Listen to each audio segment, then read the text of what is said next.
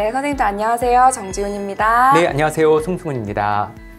선생님, 오늘은 독서교육과 관련된 다양한 갈등에 대해서 좀 이야기 나눠볼까 하는데요. 네, 선생님, 제가 최근에 굉장히 속상한 일을 한번 겪었었는데요. 그 독서교육과 관련해서 관리자와 갈등이 한번 있었습니다. 네, 그래서 아이들한테 왜 이런 시를 읽히는지, 정치적으로 조금 편향된 것은 아닌지 이런 민원을 들은 적이 있어서 굉장히 속상했거든요. 네. 저 많이 속상했겠죠, 선생님? 그럼요. 그럼 네. 옛날에 지금은 아니고 아주 오래, 한 20년쯤 전에 어떤 선생님이 신동엽의 껍데기는 가라를 이제 시험 문제에 내서 우리 교감 선생님도 한번 그 선생님을 부른 적이 있습니다. 그래서 그 선생님이 교과서를 가서 교과서에 나와 있는 거라는 걸 보여주고 오해를 풀었죠.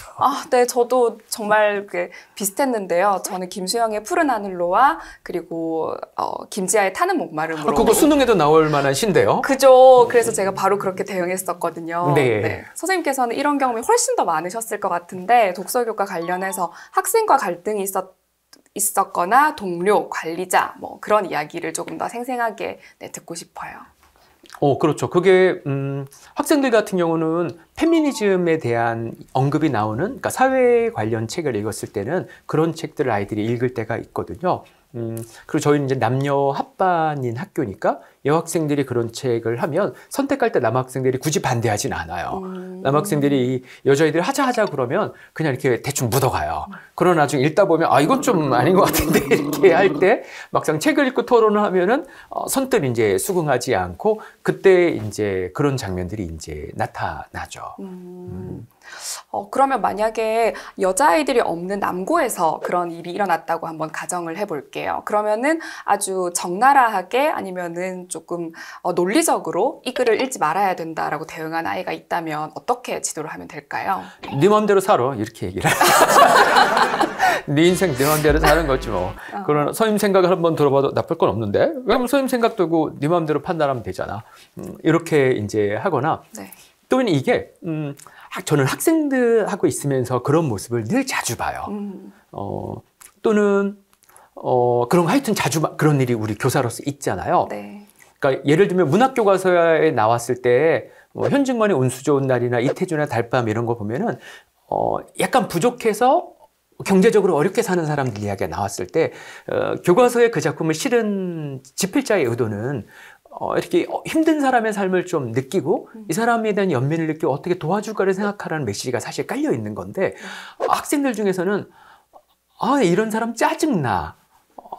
이렇게 혐오로 대응을 하고, 이런 사람 아주 피곤한 사람이 이렇게 대상화시키는 경우가 있을 때, 그럴 때 교사가 고민을 하죠. 이러라고 이 작품을 실어놓은 건 아닌데, 이런 생각을 이제 한단 말이에요.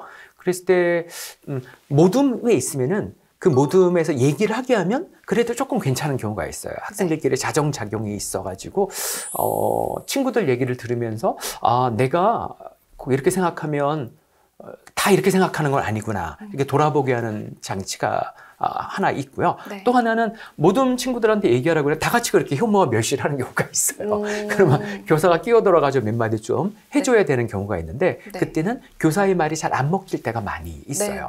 저는 난장에 쏘아낸 작은 공, 우리 한국 문학의 대명작이잖아요.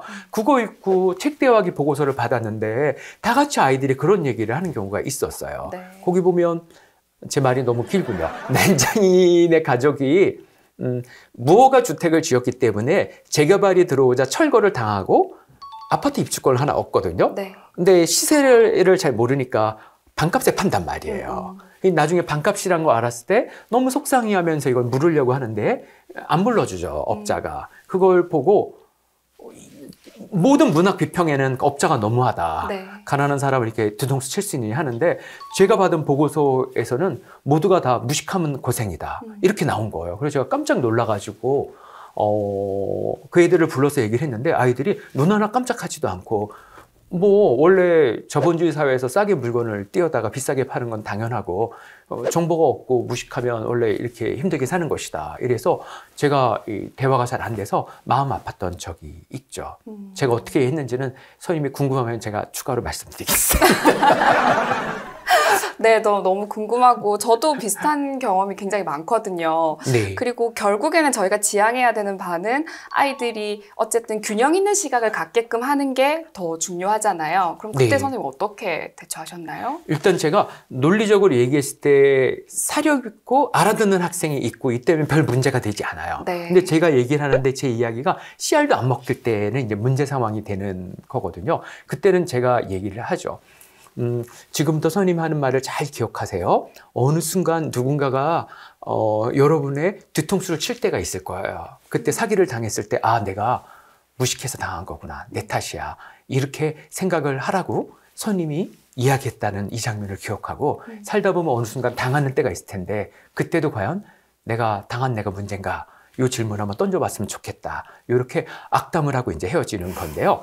제가 그 경우에는 그때 너가 한 이야기를 선생님이 받아들이지 않았다. 이 장면을 네가 기억하고 살아가면서 나중에 우리의 대화가 어긋났던 이 순간을 한번 기억했으면 좋겠다라고 기억하게 해주려고 해요.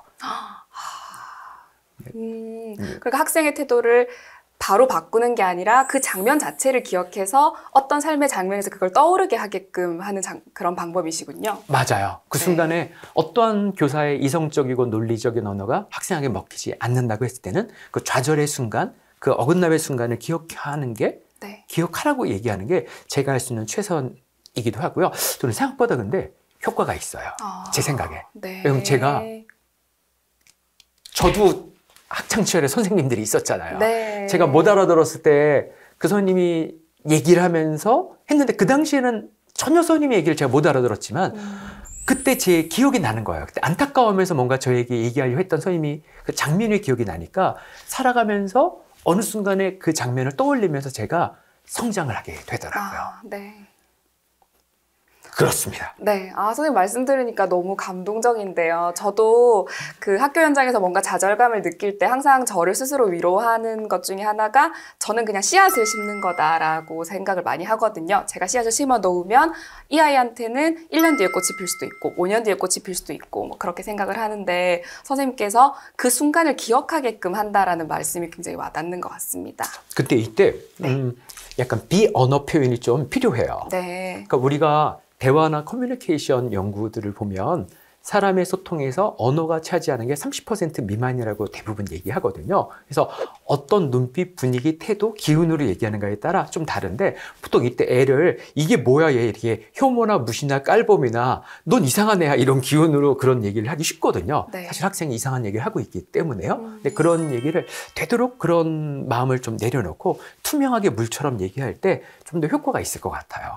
보통 공격적인 무시를 받으면 성찰이 있기보다는 화가 나가지고 떠오를 때마다 선생님을 미워할 수 있거든요. 그러면 그렇게 호통을 들어서 그러니까 넌 꽝이야라는 얘기도 잘 들으면 배움이 되기도 하는데 그거보다는 좀 투명하게 그 어긋남의 순간을 기억하려고 했을 때 좀 더 잘 아이가 성장한다는 느낌이 저에게 있습니다.